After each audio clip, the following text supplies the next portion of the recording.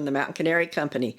Ed's going to talk about our first aid kit. Go ahead, Ed. Howdy, folks. It's good to see you again.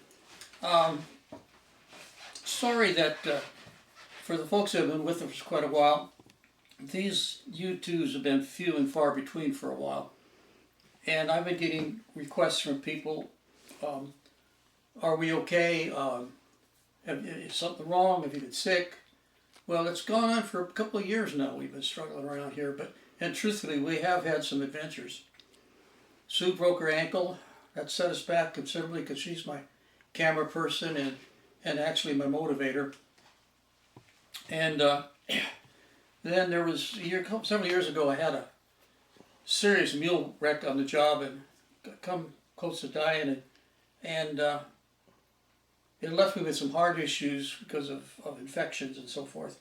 And at that point, we went to surgeries, and we've had the fun of having open heart surgery and so forth. There's several things we've gone through, wearing out and blowing up a couple heart valves. Way too much. This boy's got way too much heart. And so we've gone through all of that and some other issues. It's just kind of, during all that time I've been building YouTubes in my head and trying to think about things I could talk to you about. There's been so many things I haven't got to yet, and so many new things have come on the horizon. So it's about time I got off my butt and went to work. And the first one we're going to work on here is a very, very important one. And this will be actually kind of in two parts. The first one, I'll go over our first aid kit. The second one will go over our the kit we carry with us, which is an extension of the first aid kit that can also do other things. And that's the kit that'll be in the pack string in a box somewhere where I have to dig it out to do some work. The first aid kit is there to take care of any major injuries we have. One thing I want you to do is if you're riding with a group of people, look around these people. How many of them don't have a saddlebag? Oh, how are you going to carry anything in with you to take care of anybody in the way of first aid, a lunch even, without a saddlebag? You're not going to carry that stuff in your pocket. So if they're not prepared, you must consider being prepared. And you must accept the responsibility, not just taking care of yourself and your animals, but taking care of other people if you need to. So at this point, I'm going to have Sue kind of cut off on this real quick for a moment. I'm going to go around to the other side of her. By the way, we're in Sue's studio, which is a different spot for us. It's a great place, warm. All of her great artwork is stuck around here, the project she's working on. Plus, I've got my sewing machine here, which in the future you're going to see a lot more of. I've decided down the road that the adventure of buying a major sewing machine was such that I really need to share it, because there's so many things I've learned along the line about buying one of these things that nobody thinks of until they've got them. So if you just give me a second here, if you'll break off for us, Sue, let me walk around over here to the sewing table and lay some stuff. You didn't even know I left. Oh, I am so fast. Call me Fast Eddie for nothing. So you come down here for a second, a little lower. Thanks, dear. Okay, this is the first aid kit you'll see. I had a completely different one. I loved it. Made a mistake. Let it in my truck. Somebody broke into my truck, took my truck and my first aid kit and my emergency kit, and it's all gone. So I had to rebuild everything. Well, this is the replacement. This is Ed's first aid kit, Mod 2. Well, what it is basically, it's a short backpack. You can use, I like a fanny pack or a short backpack. It's got places to tie off on. You'll find this in photographs that we have, which will normally be tied on the rear of a pack animal, on the back of a pack boxes or something. So I can get to it. I don't want this stuck away inside of a box where I have to stop and dig stuff apart. But this one is really pretty handy. If you'll notice, I got different ties on here. I can tie off and snap, and that's so I can get it onto a pack, and I can get it onto the pack animal and find a way to secure it without moving around.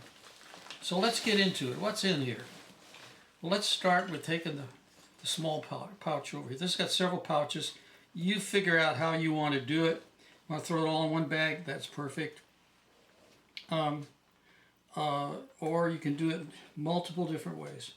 I'm trying to figure out how I tied this thing here shut. Well, just let me slow down here a bit. I got something stopping me here.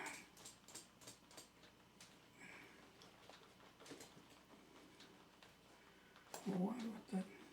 Oh, I see what I did.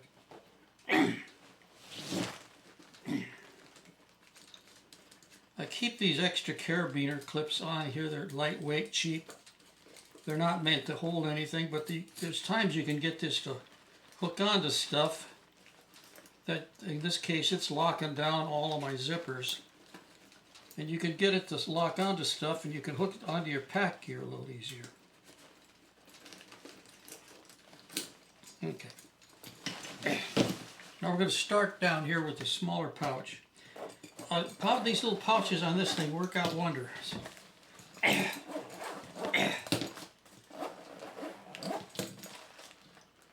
What? Cut. Cut to. Well, folks, you see, by fumbling around, you see I got through this thing. The reason was I'd forgotten. I locked these little buggers together and hook them with a carabiner, so there's no chance they can get unzipped by their own. But the problem was I'd forgotten that I had a double zipper here, so I'm chasing this thing back and forth like a yo-yo on a string. Oh boy, Eddie. So anyway, let's open this outside one. Now in this outside one I carry, you'll also see some stuff that are like emergency. This is a fire starter and striker. Also in this pouch I carry a roll of adhesive. Little trick, remember something. The best way to keep all of your first aid equipment in good condition is vacuum pack it. You'll see that all I take out of here is mostly vacuum packed. There it is, and even my fire starter I've got in a vacuum pack that keeps it in control. Now the next thing is a container of triple antibiotic. That's to put on a wound of myself or one of my animals or another person to act as an antiseptic and a disinfectant, and just kind of, that's the only medical treatment I'm carrying for that kind of a business. So that, again, that's put in a vacuum pack, kept in its box so it doesn't get crushed or broken, and then vacuum packed. There are times you're going to caught yourself in a rainy gully washer, and with rain or snow, and it just soaks you through your stuff. Even though it's semi-water resistant, you won't make it. You'll find yourself pouring water out when you go to get into it, like your saddlebags. So that's why I say vacuum pack everything. Another thing too is your compresses. Your compresses will be have about a 30-day sterile expectancy in the paper covers they give you. Well, that's older. That's older. Probably, who knows how long it's sitting on the shelf even. So I just take all those and I vacuum pack them together. I can get more of them in a pouch, big hole, more stuff in it, and this keeps it dry, clean. And if there's if the level of sterility that's there, it'll maintain. Okay, next item. This is really in the Pacific Northwest. This is a pretty big ticket item. That is child's Benadryl. Now, we keep that with me for bee stings. People's bodies change about every 7 years. There's things that change. You can be from allergic to unallergic and vice versa. So you never know when you're going to end up getting a bee that you're allergic to. His brand of spit may not work too good with you. So that's why I carry baby Benadryl, child's Benadryl. And a little quick sidebar here. I had a real good pack and helper. I'm drawing a blank. Joey Barkham. she was helping me, and Joey normally carries an EpiPen pin with her because she's so allergic to bee stings.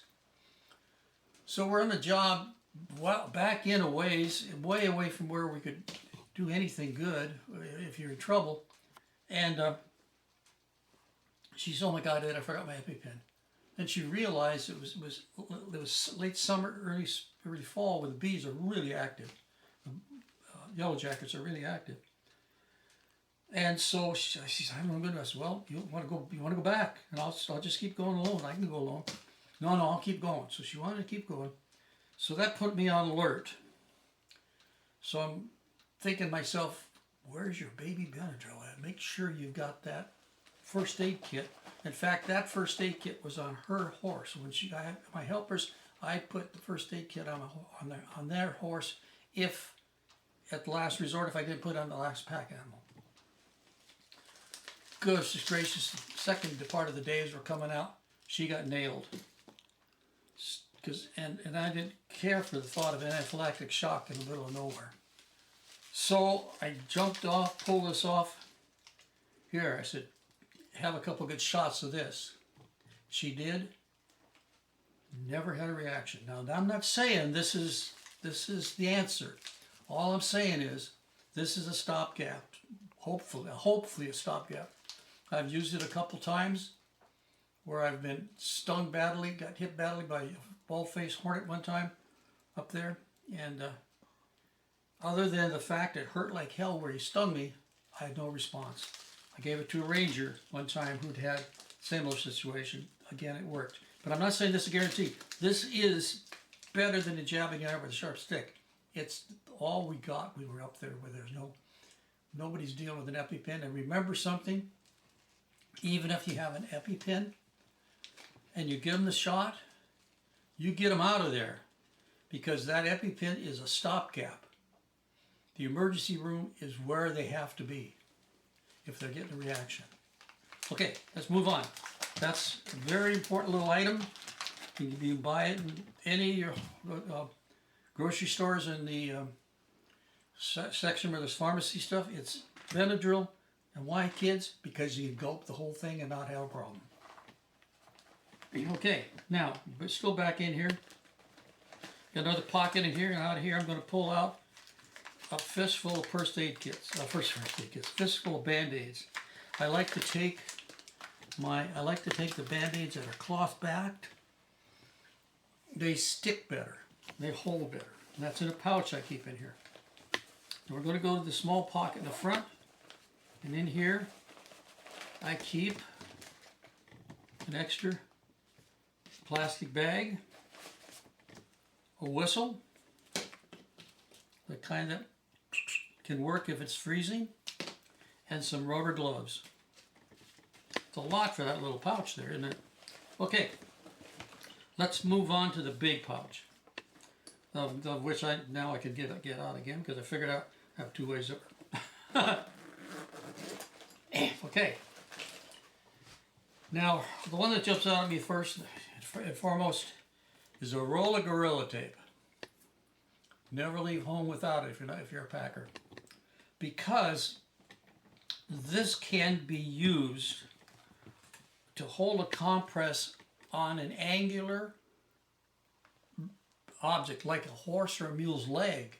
You're not going to just tie it on with tails or even with this kind of tape. You got to get something that's going to go around, above and below it, to get the hair and hold on to it. This can also be used on us. This can be also put on somebody that's bleeding heavily over the compresses to help hold them down, pressure on them.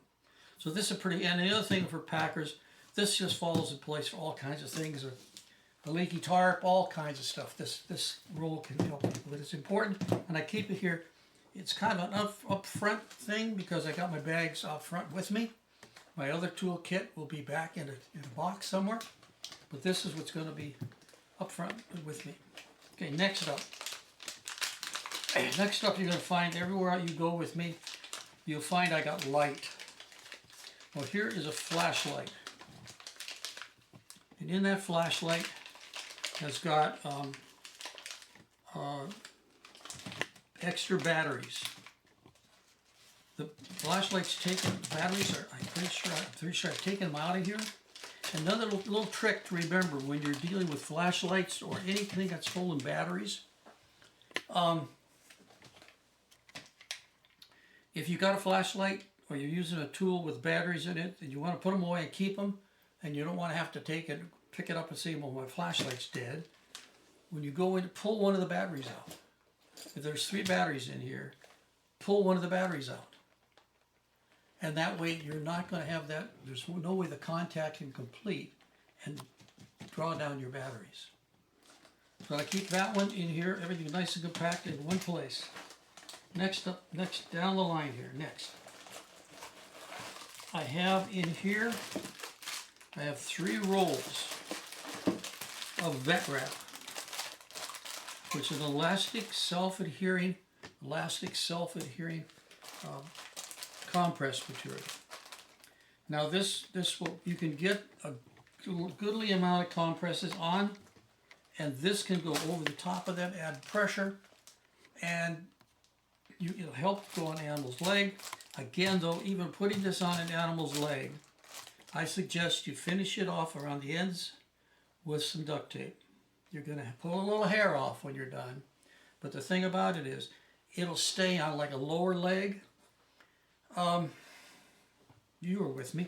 Well, we used duct tape. Duct tape didn't do that great. I think Gorilla Tape would have been better if we had it then. Duct tape is all I had.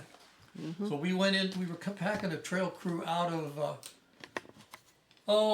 Duck Bush on the 5 Mile Camp, and they just built a brand new trail in, and it was really loose, angular rock and mud, and in fact they were still building it when I got in there to pull them out.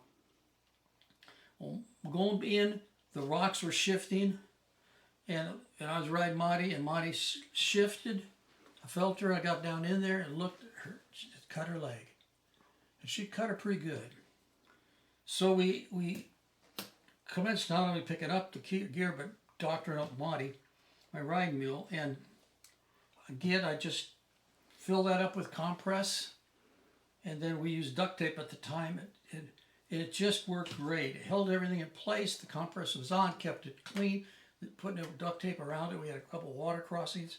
It helped to not get as much water on this compresses. We came home, I cut that all off. She had a cut. That's all there was to it. There was no more, there was no going to be, I got home and I put a more disinfectant on. I put some of this stuff on it when I was there. But you know, if you're riding in rougher country, you're going to have things happen. So this stuff kind of helps you get ahead of it. Back in this again. Now, one of the hard things to do in any of this stuff is to cut it.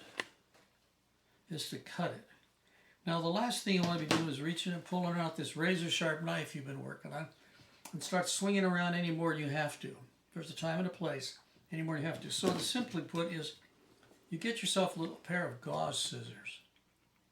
These are handy. You're surprised where they come in handy other places. And you can get underneath something like a piece of gauze, some duct tape, a compress. You can take a bigger compress and make it smaller for a finger or something like that. So that is really pretty handy. I've really fallen in love with these things. I'm sure they make smaller ones, but this fitting here just fine. Then further down the line on the bottom of this first part of the pouch is a marking pen. That's all good for many, many things.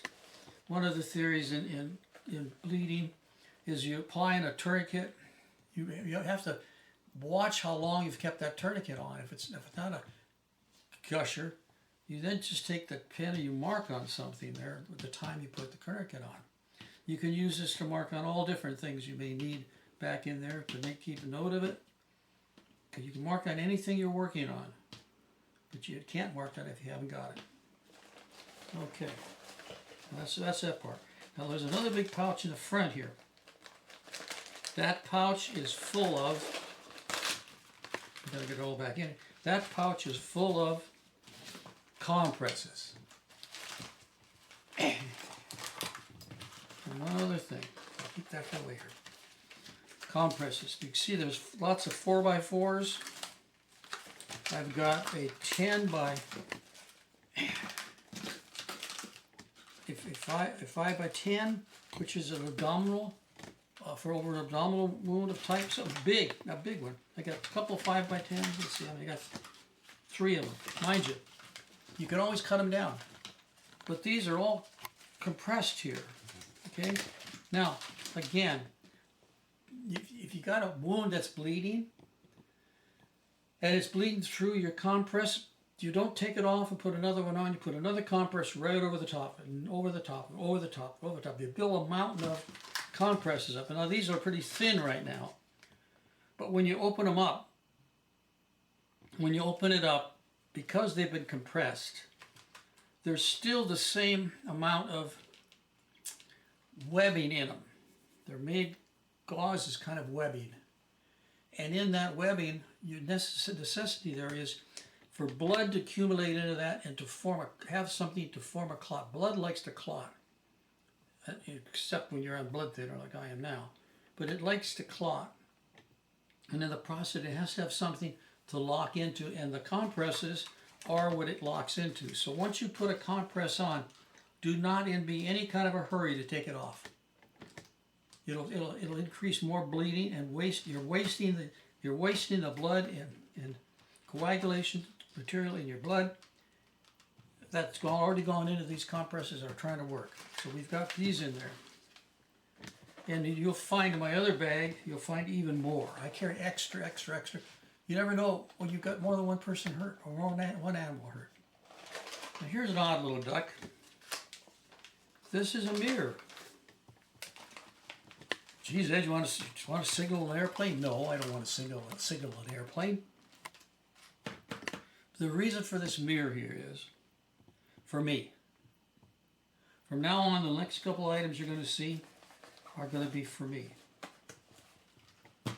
And that is so that I can look at my face, my own face.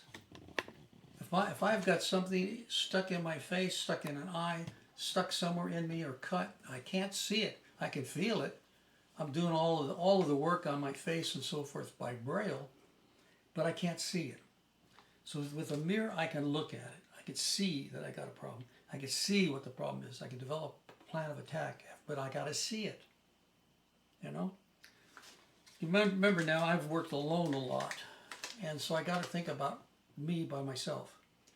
And you never know if your helper with you is going to be worth a hoot, because a lot of folks get sight of blood, they run around with their hands in the air or get faint. Well, I can't afford that right at that moment, so I got to think a little ahead of that, past that, not to make fun of them or not. That's just the human nature of things. But I have to think past that, because they're not going to be there to help take care of me if I'm injured. So I take the mirror. Also down here, one other thing for me, and that's Pepto-Bismol. Let me tell you, if you end up getting a case of the trots, so to speak, you got to do something. Sitting in a saddle mile after mile and jumping up behind every third tree is not a good idea. So I keep these, and I keep them in a pill form. So I can just tear them open and gobble them down. I've got some better stuff in there, but that's just, again, for the normal, on a day basis. Now I've got one more item left in here. It's a very, very important item. And it, along with my other two items, are pretty much for me. This is, so when I set it down, you can see it? Good? Is that good? Huh? Okay, that's a Wilderness First Aid Field Guide book. That is probably the best first aid book. They throw in your stuff. Now, I've been doing aid care for people a goodly part of my life, and I don't even carry a first aid card around anymore. because most of the first aid classes anymore are really lame, they're all designed for you to put holes in blood, something on a cut till fire department gets there. Well, my world has been a long way from a big red showing up with the flashing lights. So that's why this thing right here is so important to me. I'm going to flip it open. Now, this course, this first aid course, is just the best out there. They offer them, places like REI offer. In here is a kind of a step-by-step, quick flip-through system to deal with injuries. Now, this is for somebody with me that that doesn't know. I sure don't want to just put this burden on them without having them some kind of a reference. So what we do, we've got some bleeding, we stuff what we can in that hole on me, and then we get the book out. Now do your homework. Take your time. Go through it. That's really a good book, and that course has got to be the best one out there, and it is the put on by WMS, and that is, if I can find that, well, I can't real quick, Emergency Care and Safety Institute, ECSI. And this is really a fascinating book. This book is not, I think it's about 20 bucks, but it's you can sit down and read it, commit it to memory, and make sure you take it with you. Now, what's the, well, Ed, it's going to be a big wad of goo after you've sucked the whole thing in a creek. Nope. This is all wettable paper. So this can stay with you a long time. So now, let's see. That's it, folks. You better not get hurt any further than that, because I'm not equipped here at this for that. I don't deliver babies out of here. So don't even consider that as beginning. But a lot of this stuff has been, I don't think you're going to see this. Most people aren't going to think about this. The only reason I know about it was my experience in the fire service and realizing how little you can get away with if you have to. But I don't want to have to. And we're not where you can expect another engine company or truck company to come in and help you. We're not where an ambulance is going to show up and get this injury off of your hands. No, we're going to be back in somewhere. Even on a daily trail ride, you can have a life-threatening injury, and if you're not prepared to try to deal with it, it's going to be definitely that, life-threatening or life-ending.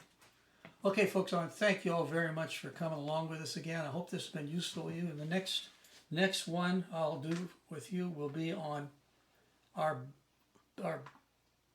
big bag of tricks, the stuff I carry to back this up, and the stuff I carry to take care of other issues in the backcountry that we'll find. So, okay, for now, I thank you all very much for coming. So you got anything to add to that? You're the one that's going to pick my pieces up. No, look, it sounds great. Okay. Thank you, folks. Thank you, Sue. And you have a wonderful day, folks. Remember, ride as often as you can, but please, if you can, ride safely.